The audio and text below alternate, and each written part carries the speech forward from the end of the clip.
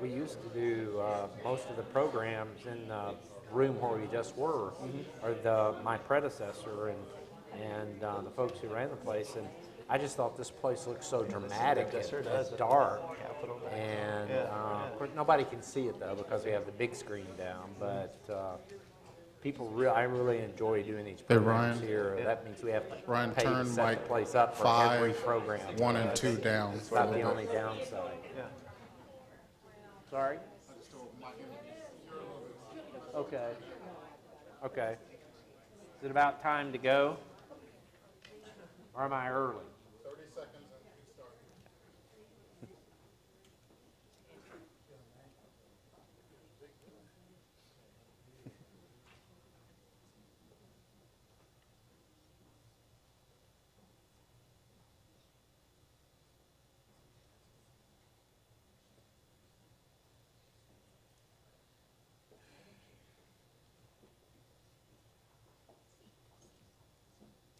Good evening.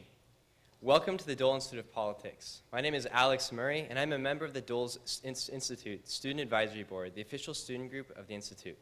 The Student Advisory Board is a bipartisan group whose members can access many great opportunities through involvement with the Institute, including volunteering at programs and networking with our special guests. If you are a student and you would like to join, please contact us by emailing us at dolesab@ku.edu or by talking with one of the student workers after the program.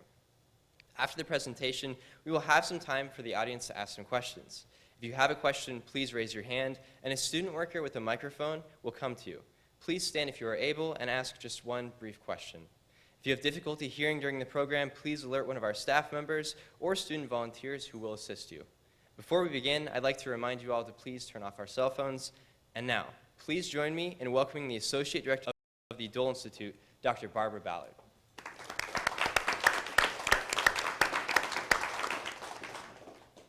Thank you, Alex. Good evening and welcome to the Dole Institute of Politics. Tonight's program, Strong Inside the Perry Wallace Story. Tonight's program will be conducted by the Dole Institute of Politics Director Bill Lacey. We will also hold a book sale and signing at the conclusion of tonight's program, and it will be in the back of Hanson Hall. Tonight's guest is the New York Times bestselling author of Strong Inside, a biography about Perry Wallace, the first African-American basketball player in the Southeastern Conference. A graduate of Vanderbilt University, he is an acclaimed sports writer and contributes to ESPN's The Undefeated. He has previously worked for the Vanderbilt Athletic Department, the Tampa Bay Rays, and the MP&F Public Relations. Strong Inside was the recipient of the 2015 Lillian Smith Book Award and the special recognition recipient at the 2015 Robert F. Kennedy Book Awards. I can tell you from having a conversation at dinner, you will be amazed. Some of these things you know, other things you may have known and have forgotten, but for someone who's had an opportunity to talk with the author and do extensive interviewing, I think you will also know how well he was prepared to write this book. Ladies and gentlemen, please join me in welcoming Andrew Maraniss.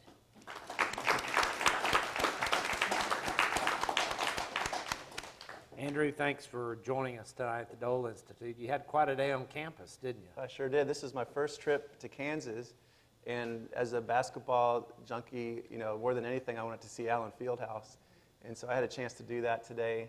Had quite a tour. I was telling some folks earlier that I feel like I've come home to a place that I didn't even realize was home. My great-grandmother was born in Leon, Kansas. My great-grandfather attended KU and was on the track team here in the early 1900s, and his coach was James Naismith. And then they met at the Coleman Lantern Company here in Kansas. And it's coined the phrase, it's not whether you win or lose, but how you play the game. He's a Vanderbilt alum, started a nice scholarship in his honor, and that's what brought me to Nashville. Was a history major at Vanderbilt, graduated in 1992, and then worked in the athletic department there, as Barbara mentioned, for 5 years, doing public relations for the men's basketball team. So they never played Kansas, so I never had a chance to come here. But big basketball fan, interested in sports and history, and that's kind of the background that got me interested in this subject. Why did you write this book, Andrew? The short answer is it's the most interesting story that I had ever heard that had never been written about before. Longer answer is it goes back to when I was a sophomore at Vanderbilt. It was 1989. This was 19 years after Perry Wallace graduated from Vanderbilt. And as you heard in the intro, he was the first African-American basketball player in the Southeastern Conference, which is the conference that has schools like Alabama, Auburn, Mississippi, Mississippi State, Georgia, Florida. So he was really the first African-American to play sports in the deep South at a predominantly white school. And yet Vanderbilt never invited him back to be honored or recognized for the history that he made until 1989, 19 years after he graduated. And so I was a student there at the time he comes back for the first time. There was news coverage of his return to Nashville. I read a magazine article in a student magazine that described the scene in Starkville, Mississippi, when Perry Wallace was one of the first African-American players to ever play a game in Starkville. At that time, they had freshman teams and varsity teams. And so he had one other African-American freshman teammate named Godfrey Dillard. And the scene that they encountered in Starkville in 1966 was about as bad as you could possibly imagine. Perry told me his greatest fear was that he was going to get shot and killed during a basketball game. In the first half of this game, Perry and Godfrey are, called every name in the book. They're, being told they're going to get killed after or castrated after the game, having cokes poured on them. They're being spit on during the game. And at halftime, as the coach is talking to this freshman team about what they're supposed to do in the second half, Perry and Godfrey are just trying to survive the situation. And so these two young, strong athletes hold hands in the locker room to gain the courage to go back out and play the second half of a basketball game. And so that scene was the lead of this magazine article that I read as a sophomore. And here I was at Vandy on a sports writing scholarship, history major, and all of a sudden I'd learned some really interesting sports history about my school. And so I was taking a black history course at the time. And I asked my professor, Dr. Jones, if it was okay to write about sports in college. And I expected her to say, this is Vanderbilt University, that's not serious. Sports is not a worthy academic subject, you can't do that. But thankfully she said, if that's what you're interested in, go for it. And so I wrote a paper for that class about Perry. I did it again the next year for another similar class. And it just stayed on my mind for years after I graduated that,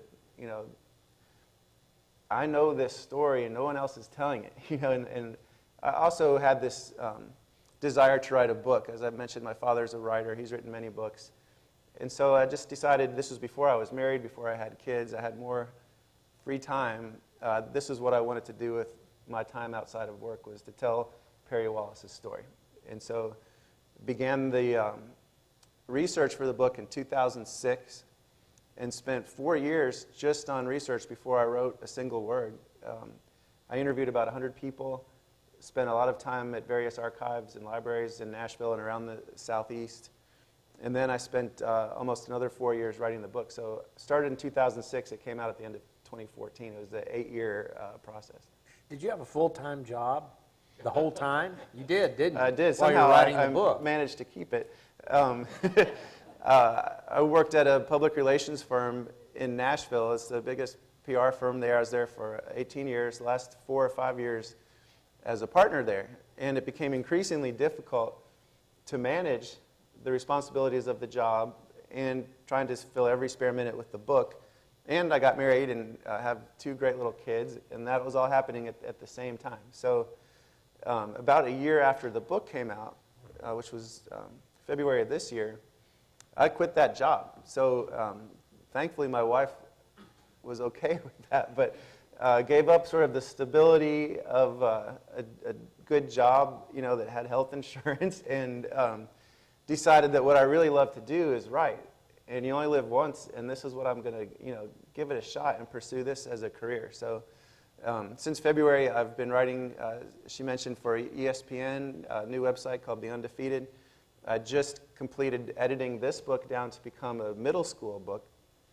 So if any of you had kids or grandkids that are interested in sports or history, comes out right before Christmas, December 20th, a book aimed at 10 to 14-year-old kids. And, there's sports fans of boys and girls, but particularly in that age group, boys aren't reading.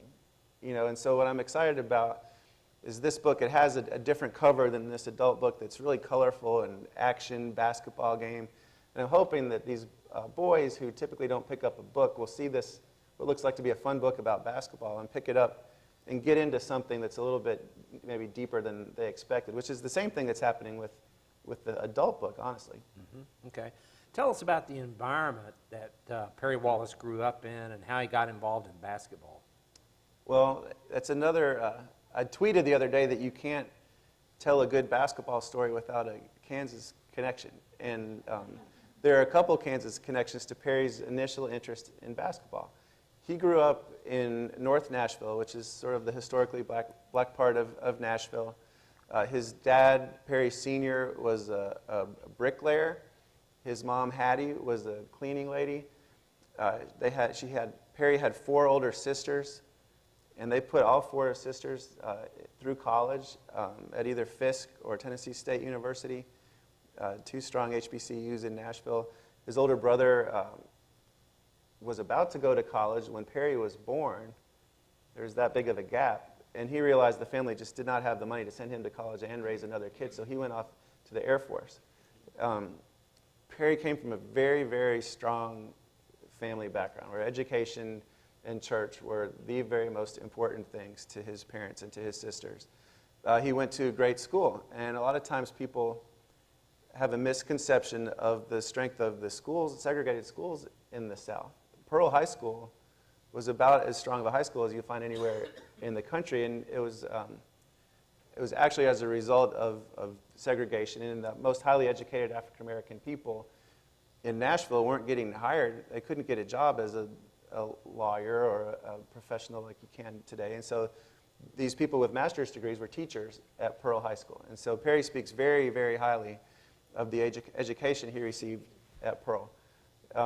His introduction to basketball came when the Philadelphia Warriors, the NBA, came and played an exhibition game at Tennessee State. And their star player was Wilt Chamberlain.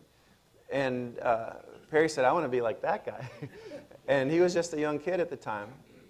But his cousin Clarence gave him his first basketball and started teaching him the game. Another roundabout Kansas connection is that the coach at TSU at the time where this exhibition game was played and where Perry would play in pickup games as a 12, 13, 14-year-old kid with the college players, he was that good, was John McClendon, another Kansas graduate. And the person that taught Perry Wallace how to dunk was David Lattin, who started his career at TSU in Nashville and then transferred to Western Kentucky, where he was a part of the Glory Road team that beat Kentucky in the 1966 NCAA championship game. And Kentucky, of course, coached by Adolph Rupp, another Kansas basketball player. So in preparing for my trip here, I was thinking, how do I relate this to Kansas? And there were some very, very obvious ways to do it. Yeah. Lots of very interesting stories behind this very important story. What was his school experience like in the aftermath of Brown versus Board of Education? Well, Nashville schools weren't desegregated. Perry went to segregated elementary and high school. He lived in an area that had been predominantly white, but was slowly, white people were moving out to the suburbs. And so this area of North Nashville was becoming increasingly African American over the course of his childhood.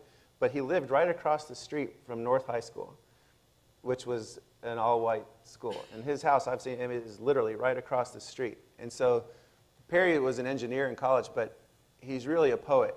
And he would say that that fence that separated his house from the school was the veil that separated the races, like W.E.B. Du Bois would say, or that he was peeping through the red, white, and blue as he would peer through this fence. And on Friday nights when the white high school was playing its football games, he and his friends would get a Coke and some cheese and crackers and sit there and watch this other America that they weren't allowed to be a part of. And so from a very early age, Perry was an observer of race in this country, and he still is.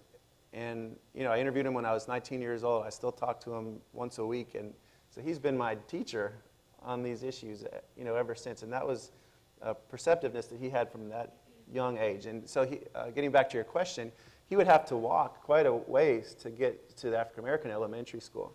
And on the way there, he'd have to walk through these white neighborhoods. And so he would have kids throwing rocks at him or trying to start fights with him. He tells one story in the book about standing on a street corner waiting for a bus. Eventually he was taking a bus to school. And this is now in an area of Nashville that's pretty trendy, Germantown, and there's a lot of nice restaurants there. And one day when Perry was back in town, we drove around the city, and he showed me his Nashville from the 50s and 60s. And he showed me this street corner that has 4 expensive, trendy restaurants on each corner now. But he was standing on this street corner in the late 50s, and he said this car slowly turned around the corner as he's sitting there waiting for the bus, and it was a carload of white teenagers, and they pointed a gun out the window. And he describes it like it was yesterday, and he said he thought he was going to get shot, and slowly, this car makes the turn around the corner, and they didn't shoot. And he said, but there was no guarantee that they weren't going to shoot. And so that's what he was experiencing. The other thing to say is in 1960, Perry was 12 years old, and that was the year of the lunch counter sit-ins in Nashville. And Perry would sneak over. He said his parents would have killed him if they knew what he was doing, but he would sneak downtown from North Nashville and watch the sit-ins. He wanted to see it with his own eyes. And so there's Fifth Avenue, which now is a street with art galleries on it, but this is where the Walgreens and some department stores were. They had the traditional lunch counters that you see, and this was students from TSU and Fisk and American Baptist Bible School. And Perry was watching these famous sit-ins with his own eyes. That's fascinating. How did he wind up at Vanderbilt University? Well, it kind of goes back to the same sit-ins. Martin Luther King had sent Reverend James Lawson to Nashville to teach the students nonviolence and to prepare them for the sit-ins. And when the Vanderbilt administration learned that it was one of its own students who was leading these protests, they didn't thank Reverend Lawson. They expelled him from the university. And so this was at a point when Vanderbilt was trying to become known as more than just a strong Southern school and develop a national reputation. And the national media coverage that came after expelling Reverend Lawson was extremely negative. It was probably the lowest point in Vanderbilt's history. And so a new chancellor was brought in, Alexander Hurd from the University of North Carolina. And he was a more progressive New South type of figure in the 60s. He gave many speeches about race being the central issue facing the country at the time. And his daughter, who's now a music professor at Vanderbilt, told me that her dad, a lot of people didn't know this, but he was a big sports fan, especially a big baseball fan. But for better or worse, he understood the role that sports plays in American culture, and that people pay attention to sports. And so he figured that he could send a signal that Vanderbilt was changing if he made a move in the athletic sphere. And so he called his head coach, Roy Skinner, into his office, and he said, we've integrated the school 2 years earlier. 1964 was the first year that Vanderbilt admitted black undergraduates. And he said, you can recruit a black player, and in fact, I would like you to. And then right across town, you had Perry Wallace, who was a great basketball player. He was the starting center and best player on a team that won 3 straight state championships, including the first integrated state tournament in Tennessee history, which was March 19th, 1966, which is the exact same night as that Texas Western Kentucky game. Oh, wow. And you had the same scene happening at the high school and college level. It was his all-black school from Nashville against an all-white school from Memphis, playing at the same time as Texas Western and Kentucky. So I loved writing about that in the book. But Perry, more important than being a great basketball player, was a great student. He was valedictorian of his high school. He was a math and science scholar. He played the trumpet. He listened to all of his older sister's foreign language records, and so he spoke Spanish and French and German. And today he sings opera, does karate. I mean, he's a real Renaissance kid. And he saw basketball as a means to an end. It was his ticket, he thought, out of the South.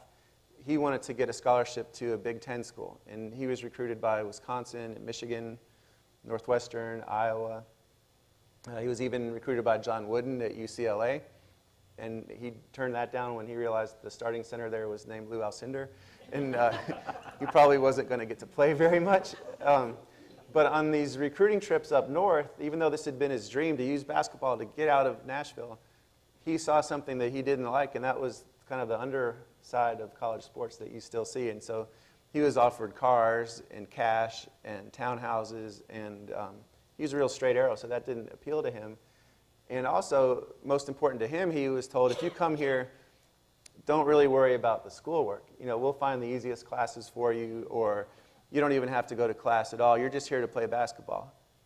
And again, the poet in Perry, when I was talking to him about that, he said, I wasn't going to trade one plantation for another. And he meant he wasn't going to leave the Deep South just to be exploited as an athlete at one of these other schools. And so he begins to take Vanderbilt seriously, mainly because when he came on his recruiting trip, he saw players actually going to class and was impressed with the engineering department. And so ultimately it came down to Vanderbilt and Purdue, which obviously has a great engineering school as well. And he chose Vanderbilt really despite the fact that he would be a pioneer and not because of it. He wanted really his parents to be able to see him play. And one of the days we were researching the book, Perry came down and we were driving around town, and he showed me this spot. He said, pull the car over here, look at those rocks and trees over there. And there was nothing remarkable about them. And he said, that's the rock that I sat on and prayed over my decision whether I was going to come to Vanderbilt or not. And so it was really cool for me to actually see that spot 50 years later. Two of the most important basketball coaches of the era in the SEC were Adolph Rupp at Kentucky and Roy Skinner at Vanderbilt. What role did they play in this story? Right. Well, Adolph Rupp actually sort of recruited Perry.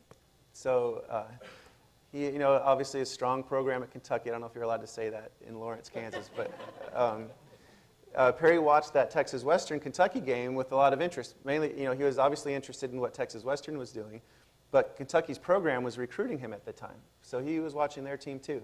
And I say the program because Rupp wasn't. It was only his assistant coaches, Joe B. Hall and Harry Lancaster, that were actually recruiting Perry.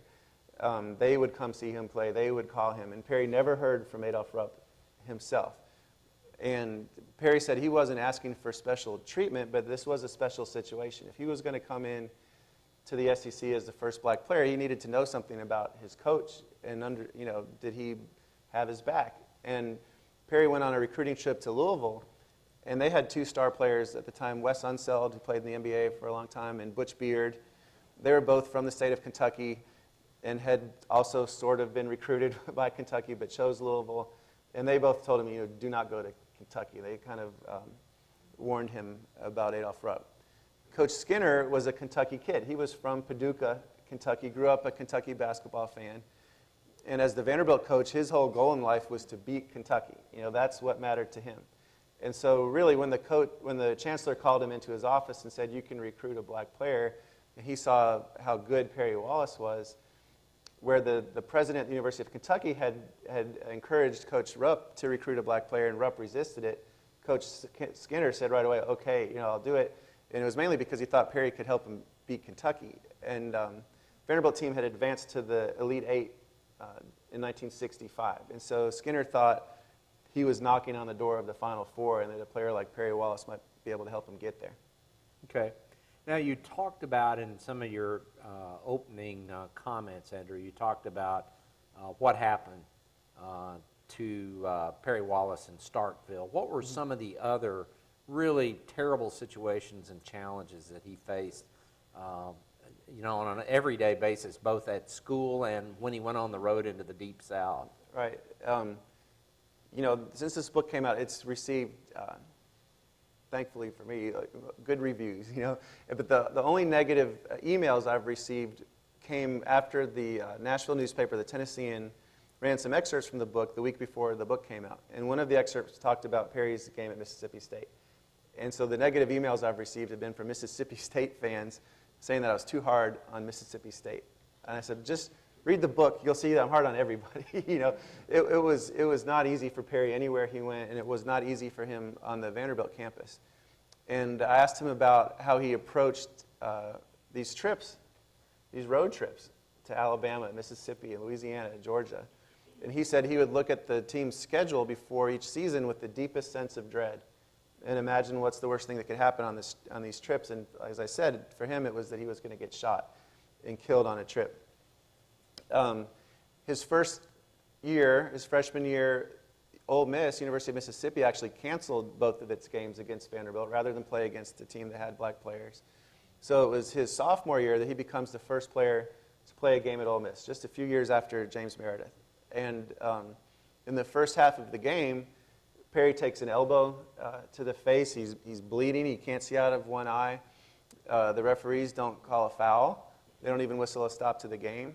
And so it's not until the next dead ball that the team trainer and manager are able to come out to assist Perry. And as they walk him back to the Vanderbilt locker room, the crowd rises and cheers the fact that Perry's bleeding and that he's been injured.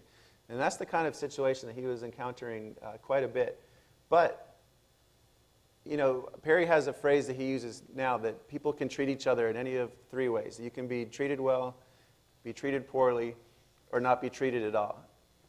And what Perry will say is it wasn't the being treated poorly and the physical and verbal abuse that he took, but it was that last way of not being treated at all that was the most difficult part of his experience. And that was the Vanderbilt experience. And that was the feeling of isolation that he felt on campus and being ignored by his fellow students and by professors. And talked to one of his African-American classmates, a woman named Eileen Carpenter, who's a lawyer in Baltimore now. And she described coming into class, sitting in the front row, and then noticing that none of her white classmates sat in that row with her, and none of them sat in the row behind her. You know, another woman talked about coming into her chemistry class, and that whoever sat next to you became your lab partner.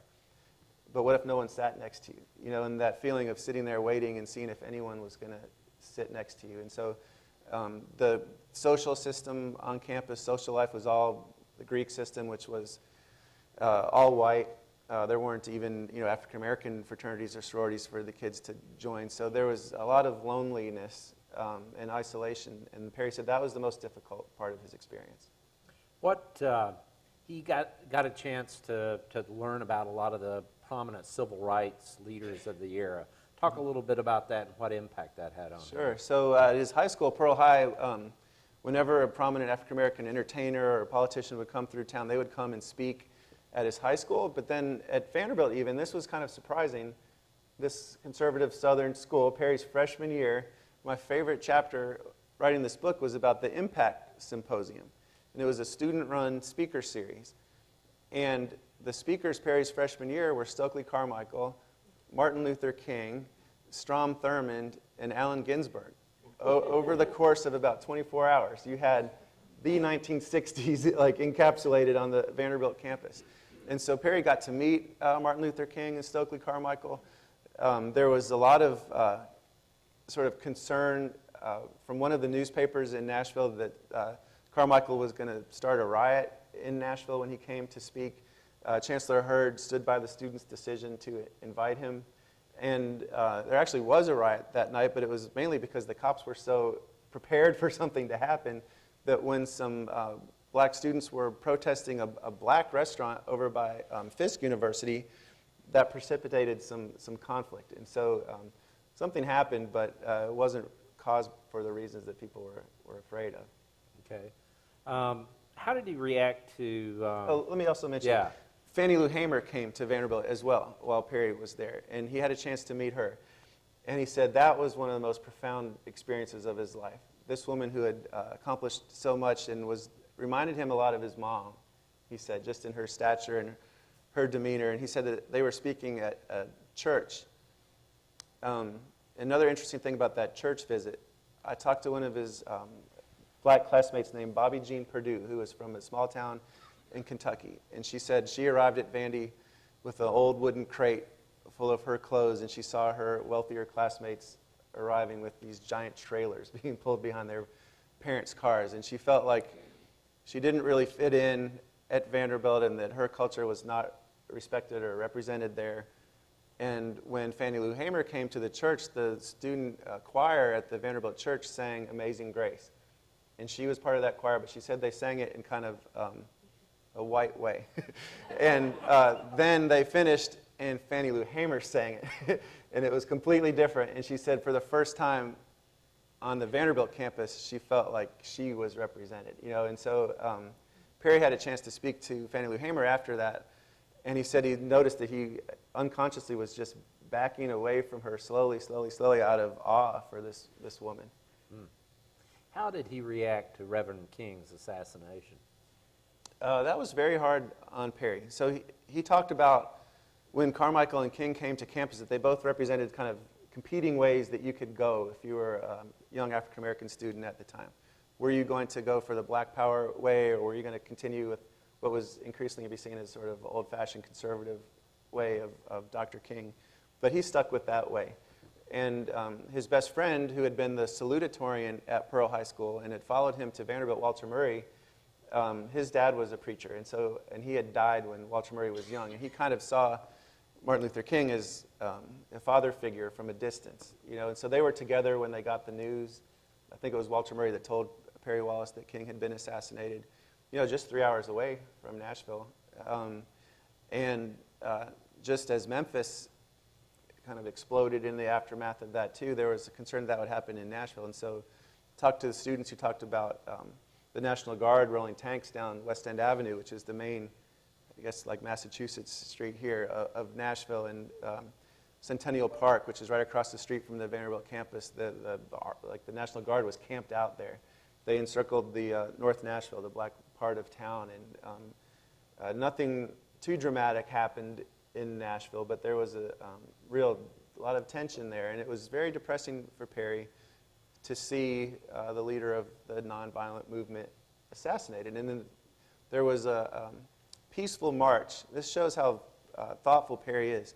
From the Vanderbilt campus to a church in downtown Nashville, I think a day or two after the assassination.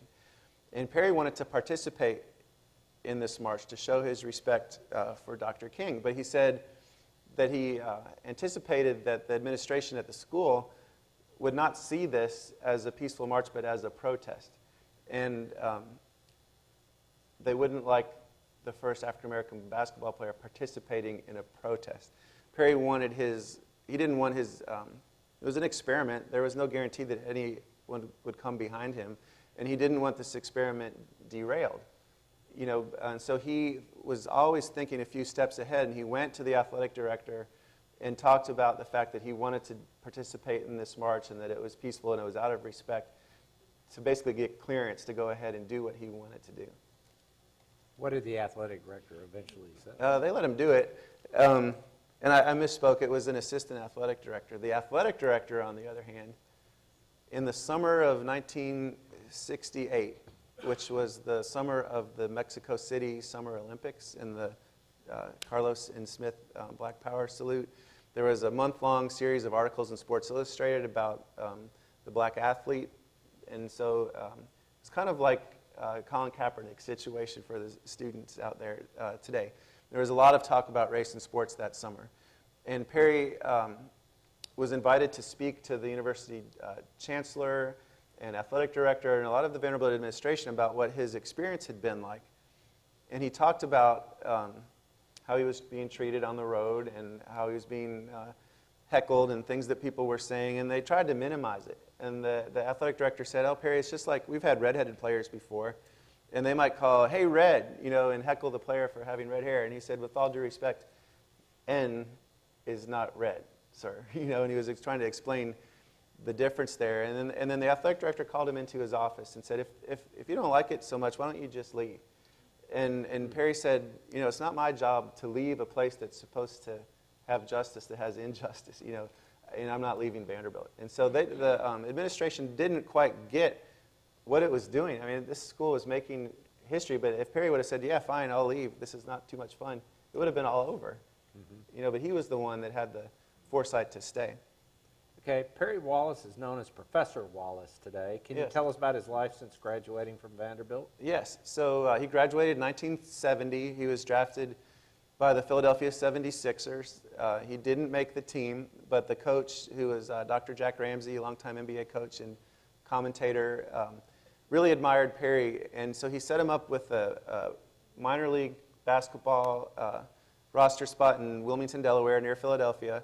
And then during the days, he helped Perry get a job as a substitute math teacher at Bartram High School in inner city Philadelphia, which is where Earl the Pearl Monroe had played high school ball. And Kobe Bryant's dad, Jelly Bean Bryant, was a star player on the team at the time Perry was there. So he did that for a year. Then he was also serving his 6-year commitment in the National Guard.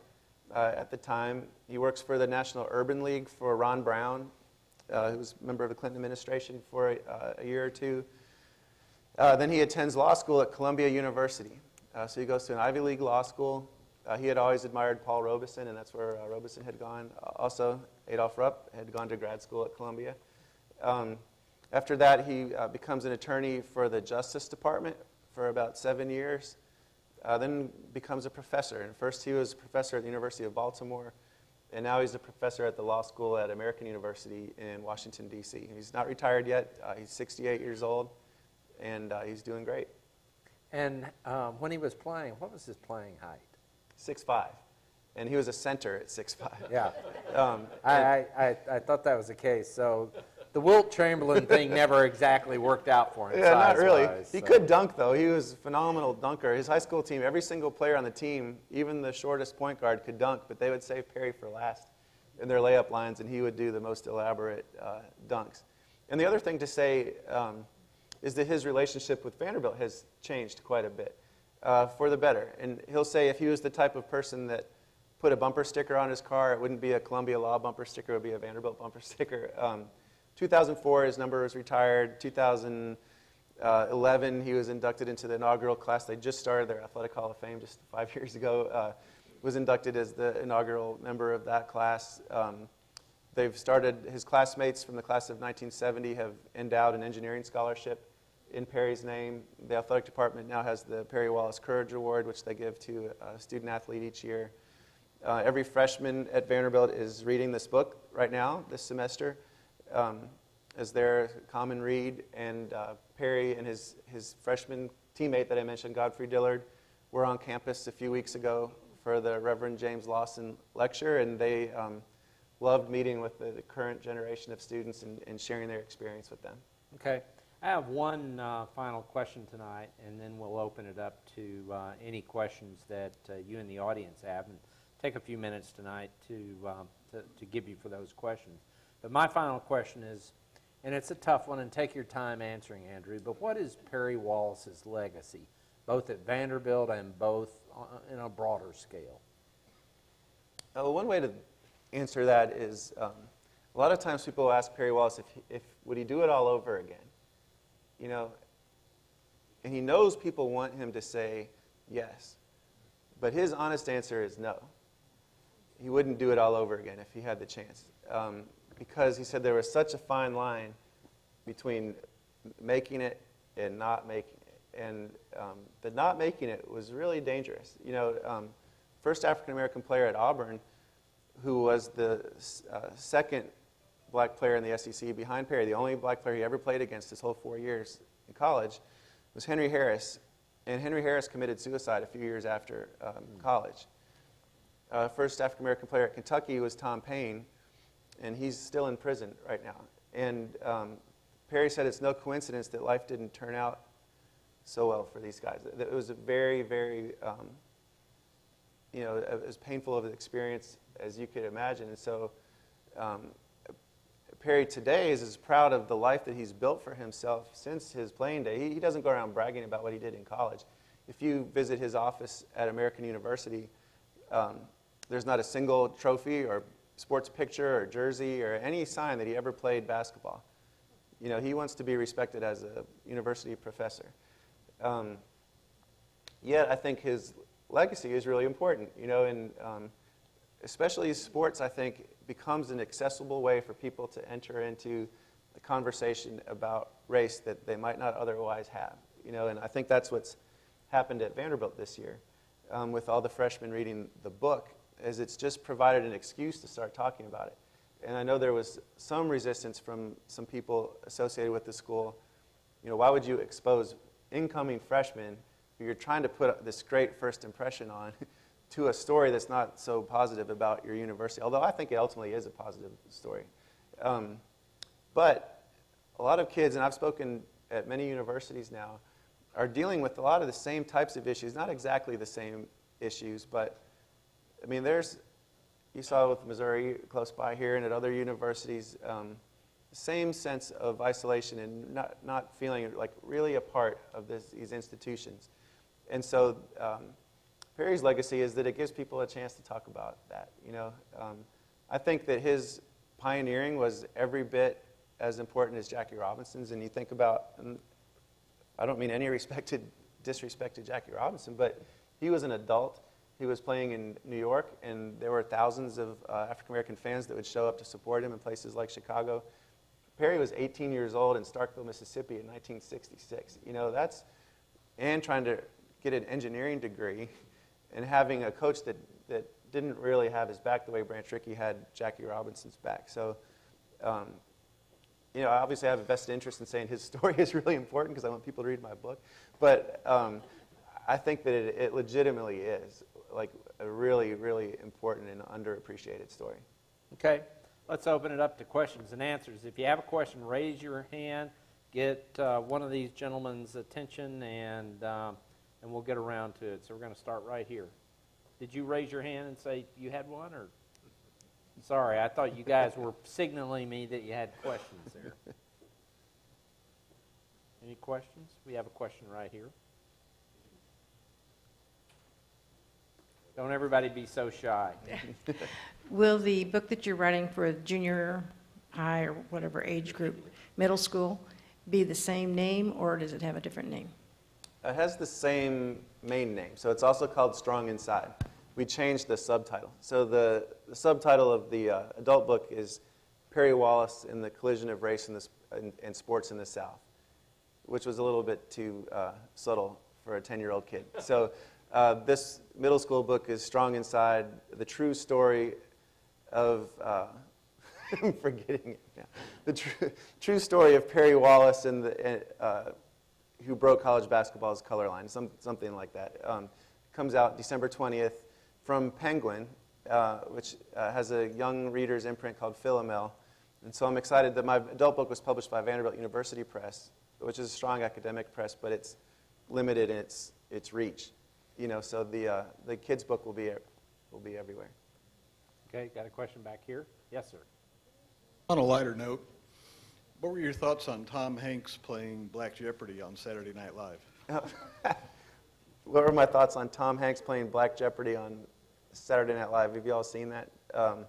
So this was a skit where he's playing a Trump supporter and he's wearing his Make America Great Again hat. And the joke is that the two other contestants are African American, and yet he and they actually have a lot in common.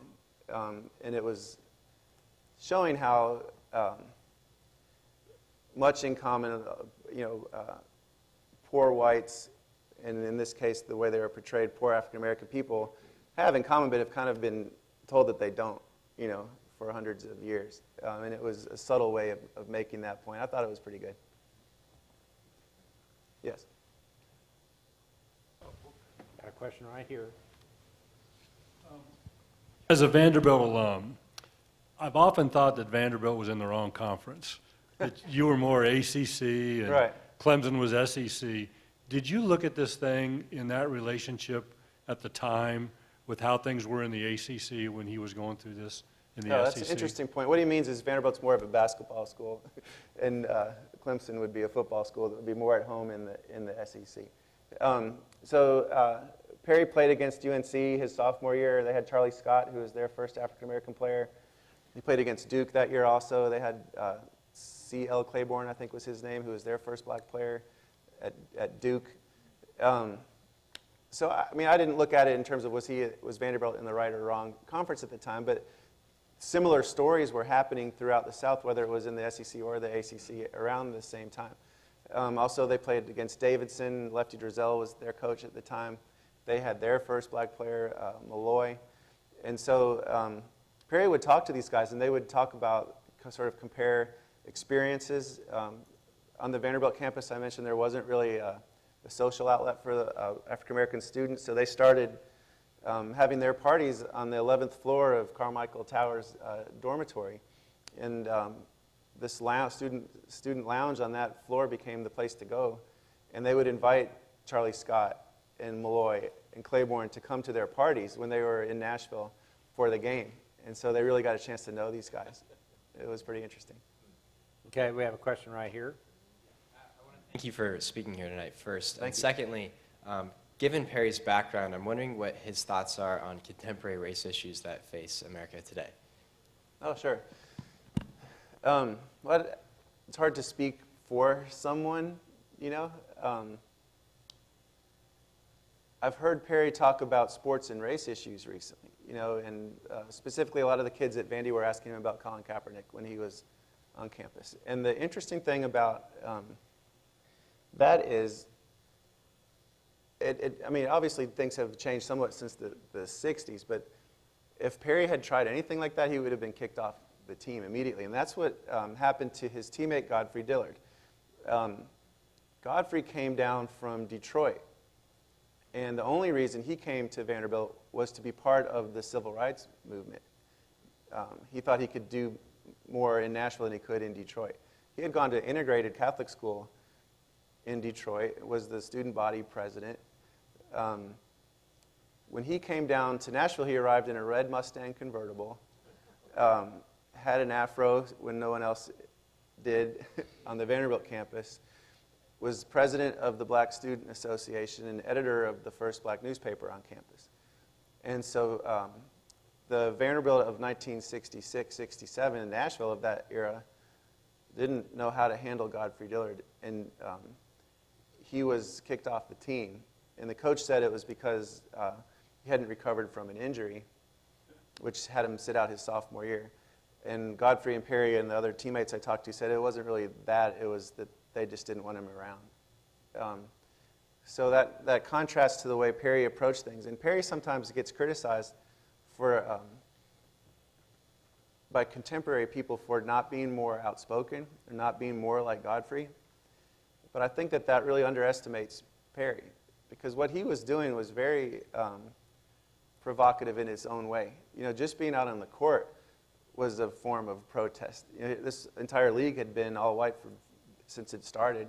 You know, so just being out there was challenging the status quo. You know, and he was the one that was leading the students into the chancellor's office to talk about conditions on campus. He was working within the system, which some people thought he should just be completely outside the system, just protesting. But he had his own way of doing things, and it affected change. You know, you know, he's totally supportive of athletes who protest and think that he knows how difficult that is and how public reaction is often very hostile to that, at least initially. You know, I was in Louisville to speak a few weeks ago, and everyone loved Muhammad Ali the last 10 or 20 years of his life, but he wasn't universally beloved when he was protesting in the 1960s. And so Perry has lived through that himself, and he respects people that are not just athletes, too. You know, he was a student first. And so I think that he would support anyone that is willing to be more than just a football player or a basketball player. Okay, we have a question right back here. Thank you for coming this evening. My question is, so in Perry Wallace breaking the race barrier in the SEC, do you think or how do you think he contributed to other barriers being broken in the NCAA, namely like the gender barrier and Title IX and all of that, because that happened pretty recently after he graduated? Right. I think it's all part of the same continuum. You know, it was in the years after Perry Wallace breaks this color. And, you know, but one thing to say, he broke the barrier in the SEC, but the SEC was way behind everybody else. I think Kansas had their first African-American player in 1951, first starter in 54. The Big Ten integrated in 1947, you know, before Jackie Robinson. So the SEC was 20 years behind the Big Ten. So it probably gives Perry Wallace a little bit too much credit to say that there's a line directly from him to Title IX. But he's certainly part of that continuum. And you do see more opportunities for women. Vanderbilt just hosted a really interesting seminar this past weekend related to the book, but also looking at the impact in other areas. So this was all focused on women in sports. And they had a woman who's the commissioner of the Ohio Valley Conference. They had a woman who's the associate commissioner of the SEC, an athletic director from Tennessee State, assistant athletic director from Vandy, and then a woman named Roz Durant who runs ESPNU and ESPN's SEC network, African-American woman who's probably 40 years old. And they talked about the unique challenges that are facing female student athletes these days and professional athletes, and the way that looks and sexuality are issues for women athletes that aren't for male athletes, the glass ceiling that's there in certain ways. But also an interesting fact that I wasn't aware of, that the number of women head coaches of women's sports is declining. You might think that it's increasing, but it's actually declining. And they said that's because, in sports like women's basketball, as they become more popular, the salaries of the coaches go up, and so men become interested in becoming coaches of women's teams all of a sudden. And so the percentage of women coaches of women's sports has been on steady decline since Title IX. I have a question right here. Just interested in the family. You didn't mention him, but I'm thinking of his sisters and an older brother. Yes. And his parents are maybe gone now, I don't know. But Yes, his parents have passed away. His mom died of cancer before Perry's senior season. And he dedicated the last game of his career to his mom, who he had been very close to. And he played the game of his life. He had 29 points and 28 rebounds, which is as many rebounds as a team might get in a game. And the last basket of his career was a slam dunk. And that sounds normal, but the dunk was against the rules at the time. And want me to tell that story? Please. So they called it the Lou Alcindor rule at the time, as if it was intended to sort of thwart UCLA and Alcindor. But I make a case in the book that it actually had a lot to do with Perry Wallace. So I mentioned David Lattin earlier, who was the Texas Western player who in the first minute of the Texas Western-Kentucky game had a really powerful dunk over the head of Pat Riley, who became the coach of the Lakers and runs the Miami Heat now. And Adolph Rupp was the coach of Kentucky. He went crazy over this dunk. He didn't think that was fundamental basketball. And then the very next year, Perry's a freshman at Vanderbilt.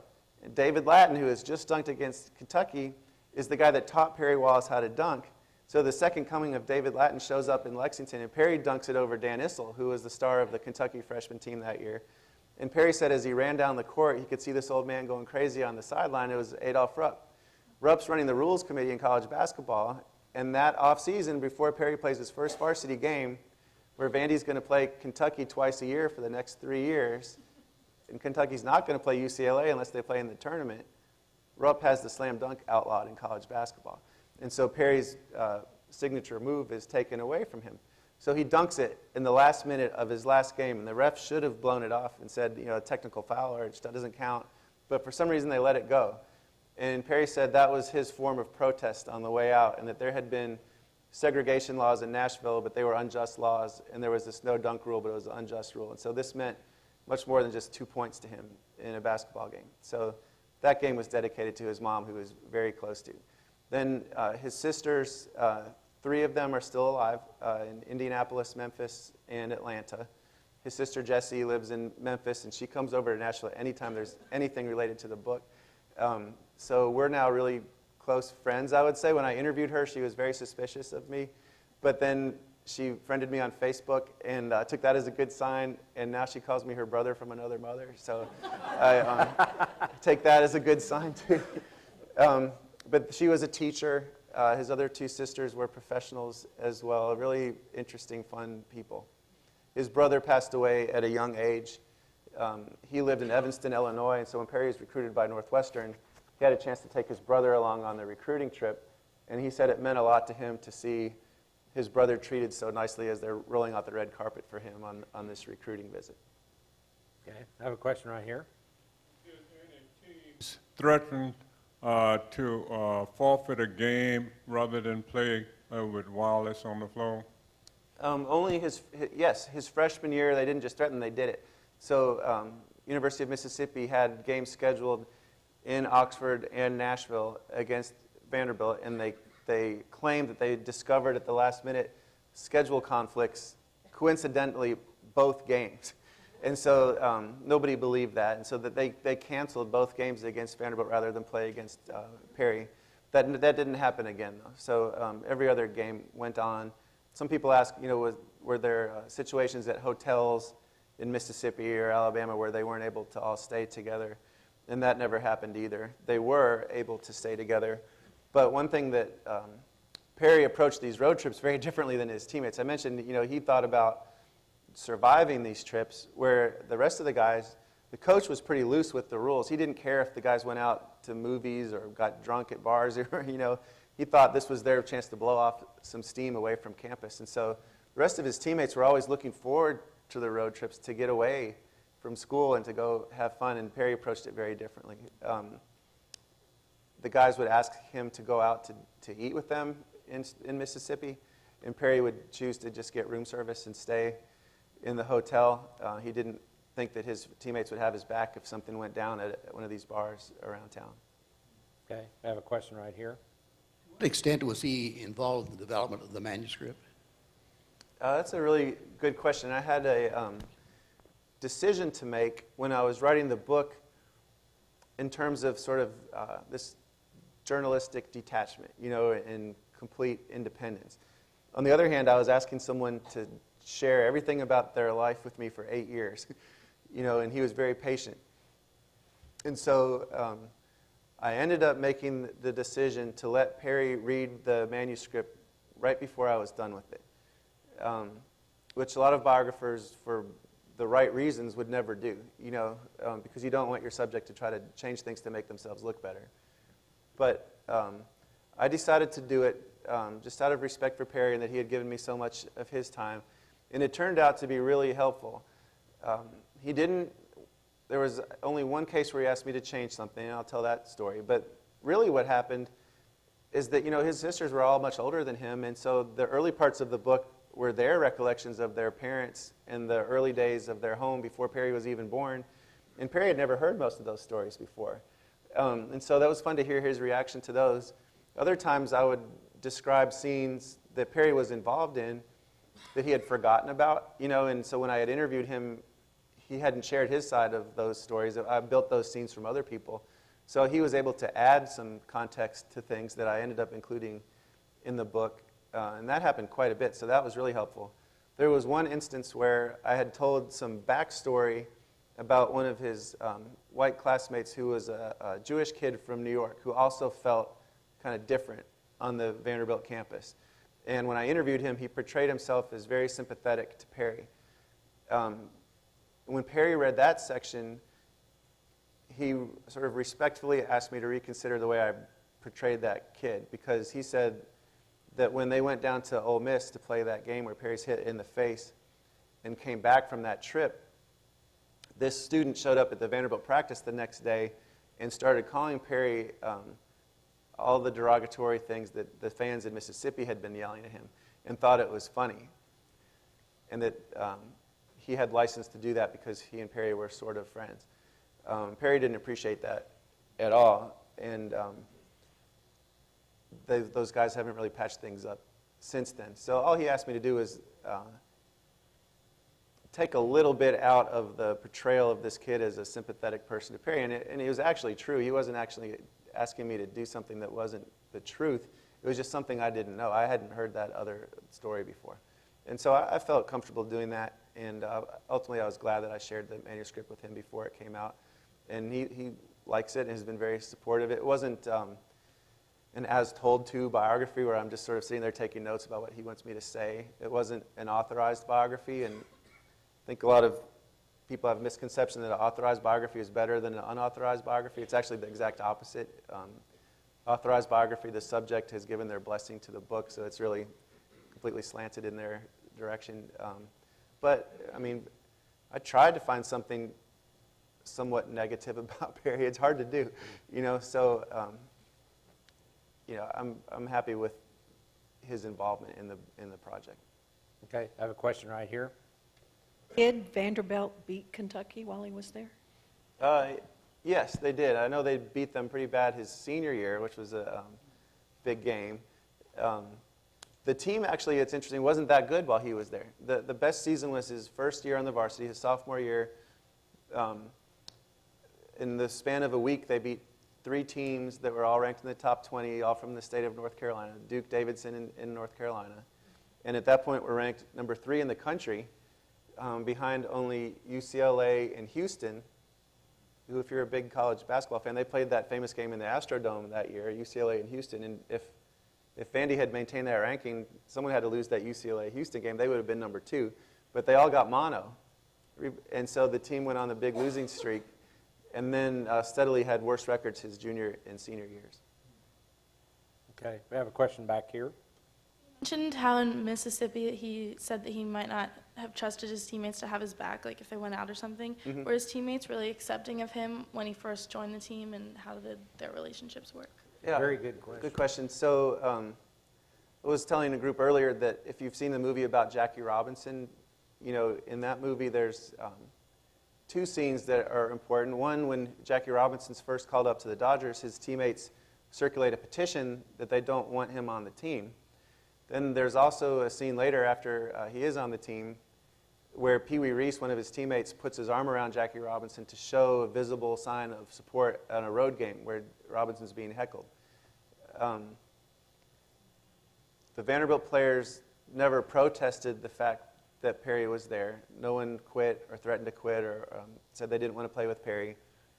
But they also never gave that visible sign of support. And the coach never sat the team down before a trip to Alabama or LSU or Mississippi and said, this is going to be hard for Perry. We need to show that we've got his back. The coach thought that in his mind the best way to approach this was to treat Perry like anybody else, is what he told me. And that might sound okay on the surface, but the truth was Perry wasn't being treated like everybody else.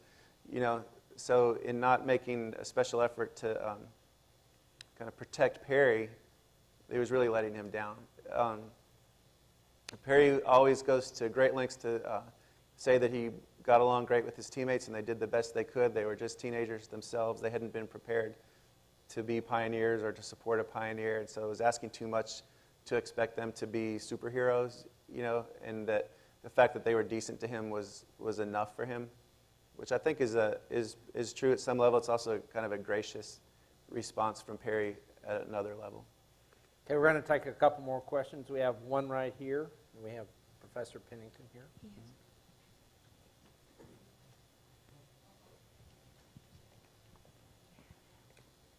What impact writing this book did it personally have on you? It became an obsession for me while I was working on it, and I was told that you have to become obsessed with your subject if you're going to write a good book. And so it did. It was, I'll get to maybe a more interesting part of the answer in a second, but it was not easy, you know, trying to balance a regular job and starting a family and writing this book at the same time. And so I think I learned a lot about what it takes out of you to do something like this, and if I definitely want to write another one, and the way I'll approach it next time in maintaining the priority on your family, you know, even when you feel like, I've got to finish this book. It had an impact on me just in terms of the way I see the world now, too. You know, Perry's been by my side since I was 19, so more than half of my life. So I've always benefited from our conversations. But unfortunately, this book seems like it's too relevant, you know, in terms of what's going on in current events. And so it allows me to look at the world through a brain or eyes that have been educated by Perry for so long. It's given me an opportunity to speak to students at different campuses and engage in real meaningful conversations about what they're experiencing. So I sort of feel an obligation to live up to what I've learned from Perry. And one interesting thing about not working at the PR firm anymore is I can have my own opinion now I couldn't before. Really, it's hard. If you work in the media or in PR, you're not supposed to be the story or really show what side of an issue you're on. You've got clients that are across the board. You've got to represent them well. You can't criticize something that was in the paper because the next day you're going to be pitching that reporter a story. So I feel like I'm more part of the world now, thanks to the book and thanks to the career change that the book allowed me to pursue. Okay, final question, Professor? Give you any sense of some of the support mechanisms that he might have had to help him cope with those stressors, such as community support, African American institutional support, religious faith community support? What were some of his coping mechanisms outside of this situation at Vanderbilt or other places? Okay, yeah, that's a very good question. And part of it's probably the answer you expect, and part of it will be a little different. So part of his support came from his mom and the faith that she infused in him. And she would say, put on the full armor of God, and that's what's going to protect you in these situations. So he would always remember that. The other thing was that he was a voracious reader as a kid, and he had read a lot about Jackie Robinson. And so he said, sort of put on his pioneer suit and think, what would Jackie Robinson do in this situation? And it was, no matter how difficult it is, you can't quit. And so he gained some mental strength that way. He at times would receive support from his neighborhood, which is just a couple miles from school. But at times he also got a lot of heat there. It became doubly difficult for him because he was called an Uncle Tom or a sellout for even going to Vanderbilt. And some of his black friends said, you should have gone to TSU or Fisk. They're just using you over there. When he went down to play that game in Mississippi the day before the trip, he went back to his old high school, Pearl High, to try to just surround himself with friends and get geared up for this trip and feel some real support and strength. And as soon as he walks in the building,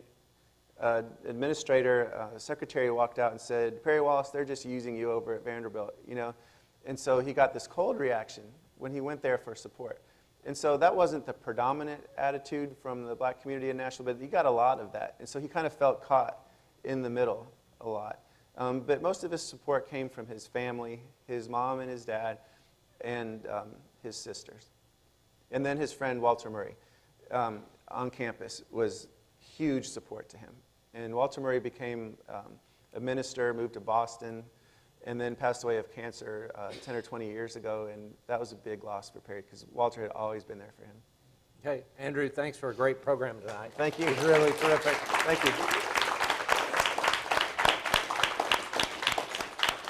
All of you know Christmas is coming up. We're selling Andrew's book out front. Great Christmas gift. He'll be coming out and autographing them. So thank you all for coming out. And don't forget our Veterans Gala. If you're a veteran or have a family member who's a veteran, that is on the 13th. Is that right? And also our famous post-election conference will be December 8th and 9th. And we're actually doing a special Kansas post-election conference, which will be on the 30th. So look on our website for those programs. Thank you all for coming out tonight.